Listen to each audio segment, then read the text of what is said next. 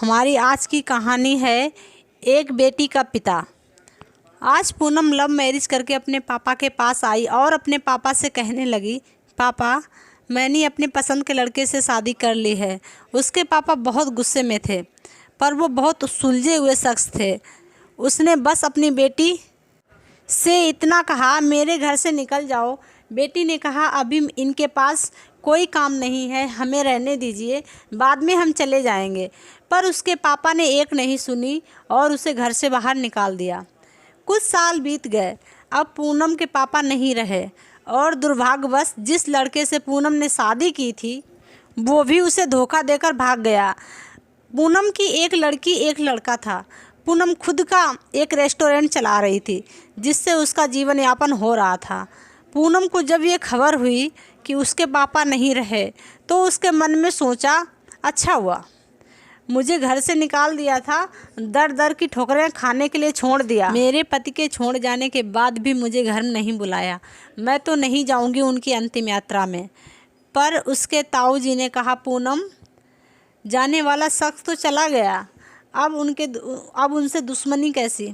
पूनम ने पहले हाँ ना किया, फिर सोचा चलो हो आती हूँ, देखूँ तो जिन्होंने मुझे ठुकराया वो मरने के बाद कैसे सुकून पाता है। पूनम जब अपने पापा के घर आई तो सब उनकी अंतिम यात्रा की तैयारी कर रहे थे, पर पूनम को उनके मरने का कोई दुख नहीं था। वो तो बस अपने ताऊ के कहने पर आई थी। अब पूनम के पापा की अंतिम यात्रा शुरू हुई। सब रो रहे थे, पर पूनम दूर खड़ी हुई थी। जैसे तैसे सब कार्यक्रम निपट गया। आज पूनम के पापा की 13वीं थी। उसके ताऊ जी आए और पूनम के हाथ में एक खत देते हुए कहा, ये तुम्हारे पापा ने तुम्हें दिया है, हो सके तो इसे पढ़ लेना। रात हो चुकी थी, सारे मेहमान जा चुके थे। पूनम ने वो खत निकाला और पढ़ने लगी।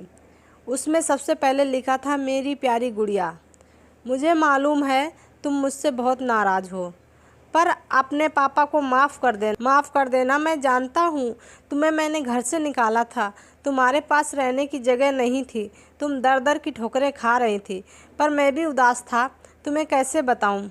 याद है तुम्हें जब तुम 5 साल की थी तब तुम्हारी माँ हमें छोड़कर चली गई थी। तब तुम कितना रोती थी, डरती थी, मेरे बिना सोती नहीं थी, रातों को उठकर रोती थी। तब मैं भी सारी रात तुम्हारे साथ जागता था।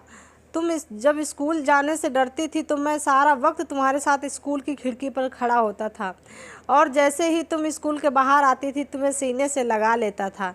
वो कच्चा पक्का खाना याद है जो तुम्हें पसंद नहीं आता था, मैं उसे फेंक कर फिर से तुम्हारे लिए नया खाना बनाता था कि तुम भूखी ना रहो। याद है तुम्हें जब तुम्हें बुखार आया था तो मैं सारा दिन तुम्हारे पास बैठा रहा था, अंदर ही अंदर रोता था, पर तुम्हें हंसाता था कि तुम रो वरना मैं रो पड़ता था।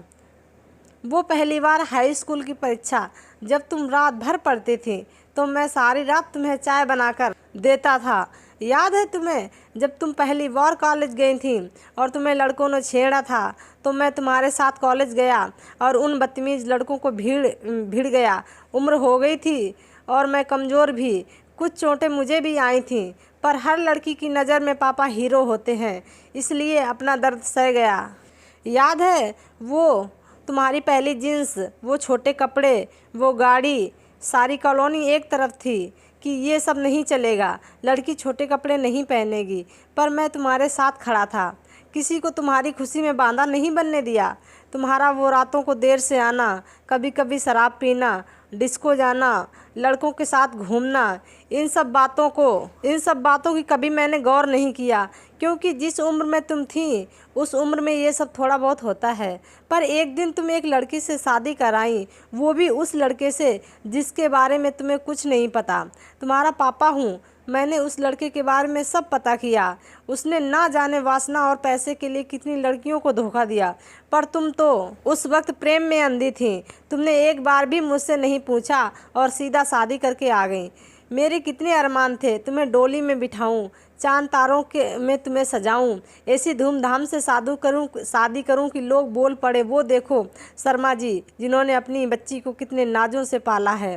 पर तुमने तो सारे ख्वाब तोड़ दिए। खैर इन सब बातों का कोई मतलब नहीं, मैंने तो तुम्हारे लिए खत इसलिए छोड़ा है कि कुछ बता सकूं। मेरी गुड़िया, अलमारी में तुम्हारी माँ के गहने और मैंने जो तुम्हारी शादी के लिए गहने खरीदे थे वो सब रखे हैं।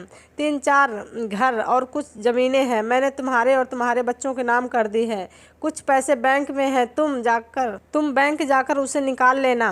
और आखिर में बस इतना ही कहूँगा गुड़िया, काश तुमने मुझे समझा होता। मैं तुम्हारा दुश्मन नहीं था, तुम्हारा पापा था।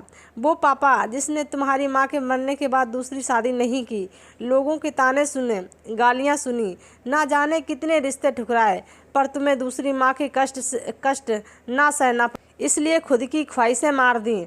अंत में बस इतना ही कहूँगा मेरी गुड़िया, जिस दिन तुम शादी के जोड़े में घर आई थी ना, तुम्हारा बाप पहली बार टूटा था।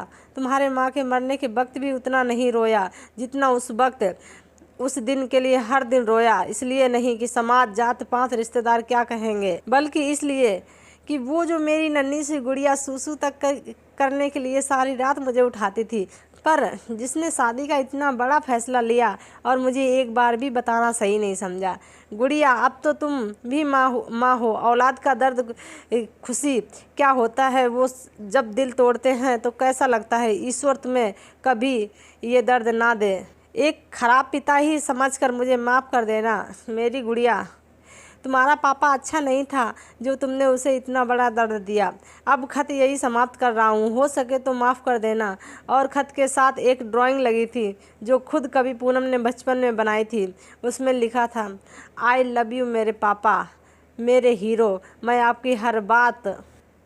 बुरे नहीं होते हैं, औलाद चाहे माँ बाप को छोड़ दे, माँ बाप मरने की बाद भी अपने बच्चों को दुआ देते हैं। दोस्तों, पूनम के पापा को तो सुकून मिला या नहीं मुझे नहीं पता, पर उस खत के पढ़ने के बाद शायद सारी ज़िंदगी पूनम को सुकून नहीं मिलेगा। अंत में बस इतना ही कहूँगा, आखिर दोस्तों, लव मैरिज शादी करना कोई गलत बात नहीं है, पर अपने माँ बाप की मर्जी भी शामिल कर लीजिए।